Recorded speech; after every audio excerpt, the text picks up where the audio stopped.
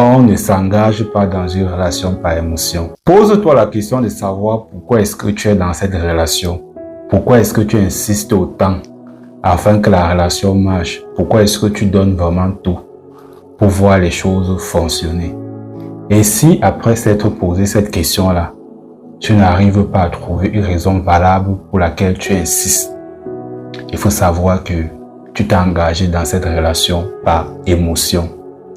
On ne s'engage pas dans une relation par émotion. Il faut prendre le temps de mûrir les choses avant de s'engager.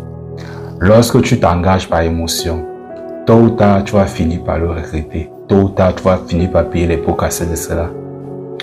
Tellement tu veux être dans une relation où tu te sens en train d'évoluer. Tellement tu veux sentir que tu es accompagné par quelqu'un.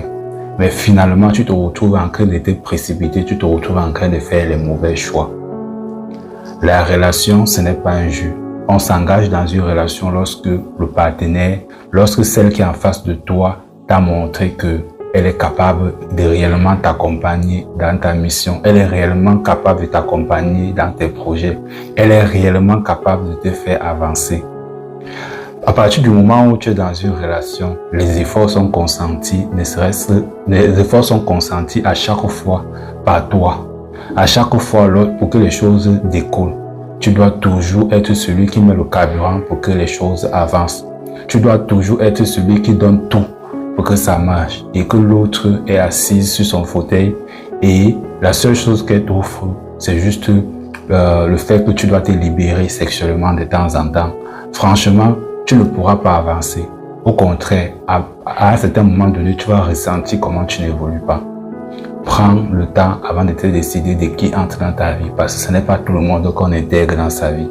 Lorsqu'une personne entre dans ta vie, elle doit impacter ta vie. Elle doit impacter de telle sorte que lorsque tu te regardes, il y a de cela un mois, ou bien, et que tu vois la relation dans laquelle tu t'es engagé 3 mois plus tard, tu sens que vraiment cette personne-là fait vraiment le boulot comme il faut. Tu sens réellement que tu as trouvé la perle rare. Ils sont très peu, ces personnes-là, qui rencontrent des femmes qui vont les booster. Et ces femmes-là sont aussi très peu. Mais je pense qu'elles deviennent de plus en plus peu parce que de nos jours, les jeunes, certaines personnes en fait ne sont pas exigeants lorsqu'ils veulent choisir la femme de leur vie.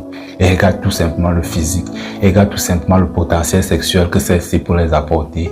Et ils se basent sur cela pour pouvoir choisir être en relation avec celle-ci. Mais sauf qu'ils ne savent pas que cela va les